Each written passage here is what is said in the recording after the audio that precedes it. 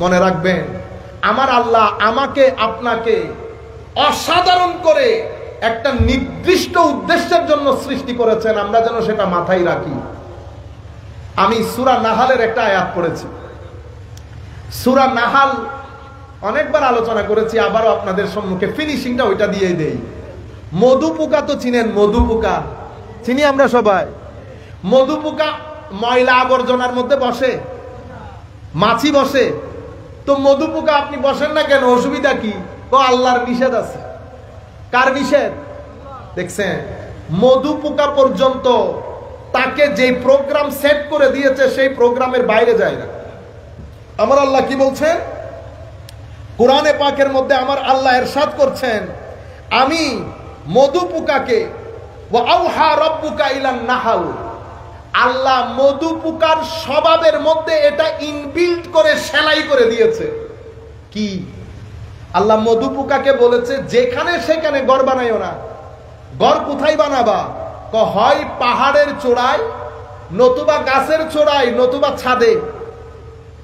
তাহলে আমরা সবাই ইউথ, আমরা যদি আমাদের জীবনে কিছু করতে চাই তো নিজের চিন্তা চেতনা এটাকে উঁচু করবেন, মহান করবেন। নিচের চিন্তা, এর কথা ওর কথা, এগুলা ঘৃণাওনা চিন্তা। নিজেকে এখান থেকে উপরে রাখেন যদি ভালো কিছু করতে চান। মধু পোকাকে আল্লাহ যেই কাজ দিয়েছেন সেই কাজের জন্য মধু পোকা কোথায় ঘর করবে আল্লাহ সেটাও নির্ধারণ করে দিয়েছেন। কোথায় করবে? আজকের দিন পর্যন্ত মধু পোকা কখনো পাহাড়, গাছ এবং ছাদ বাদে ঘর করে নাই। নাম্বার 1। নাম্বার 2, আল্লাহ বলছেন সুম্মা কুলি মিন কুল্লি সামারাত ফাসলুকি সুবুলা রাব্বিক।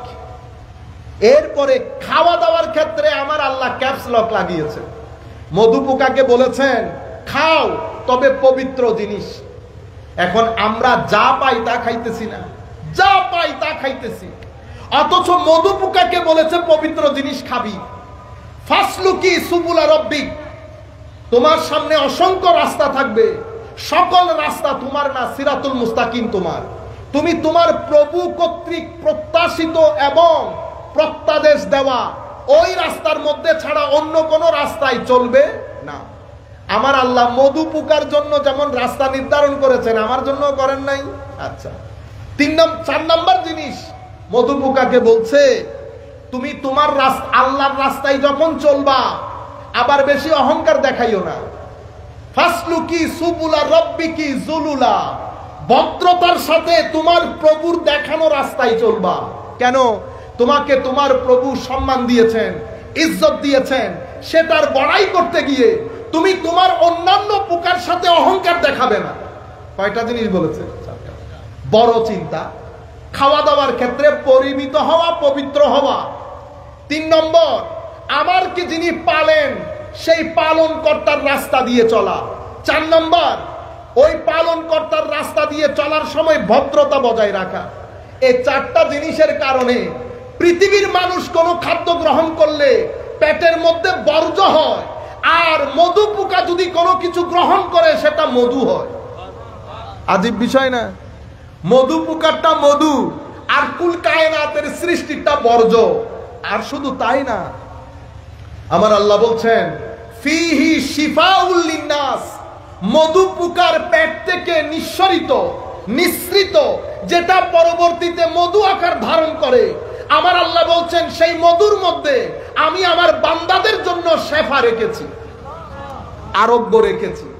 দেখেন, মধু পোকার পেট থেকে নিঃসরিত জিনিস আমার আরোগ্যের কারণ হচ্ছে। কি কারণে? কারণ মধু পোকাকে যে 4টা ডাইরেকশন আল্লাহ দান করেছেন, সে 4টা ডাইরেকশন সেই তারিখ থেকে আজকের তারিখ পর্যন্ত মধু পোকা ডানেও যায় নাই, বামেও যায় নাই।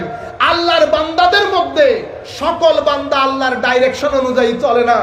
কিছু বান্দা যারা আল্লাহর ডাইরেকশন অনুযায়ী চলে, যেখানে যেতে বলেছেন যায়, যা খেতে বলেছেন খায়, এই সমস্ত মানুষকে আমার আল্লাহ বান্দা থেকে বন্ধুতে গ্রহণ করে তাদেরকে কুল কায়নাতের সিনার জন্য শেফা হিসেবে কবুল করে। আপনার অন্তরের অসুখ হলে আল্লাহর এই ওলিদের কাছে গেলে অন্তরের কি হয়ে যায়? সাফা হয়ে যায়, ঠিক যেভাবে মধু পোকার মধু গ্রহণ করলে আমার আরোগ্য লাভ হয়। আমার আল্লাহ কি বলেছেন? মধু পোকার জীবনের মধ্যে তোমাদের জন্য নিদর্শন রয়েছে। কাজেই আমরা যদি আমাদের জীবনের মধ্যে কিছু একটা করতে চাই, মনে রাখবেন আপনার জীবনের মধ্যে 2-3টা জিনিস যদি থাকে আপনি ঠকবেন না। সততা, ন্যায়পরায়ণতা এবং স্ট্রাগল, এই 3টা জিনিস যদি আপনি ধারণ করতে পারেন, আপনার জীবন আপনি ঘুরে দাঁড়াবেন। হয়তো কিছু সমস্যার সম্মুখীন হতে হবে, কিন্তু পুকুরে পড়ে যাবেন না।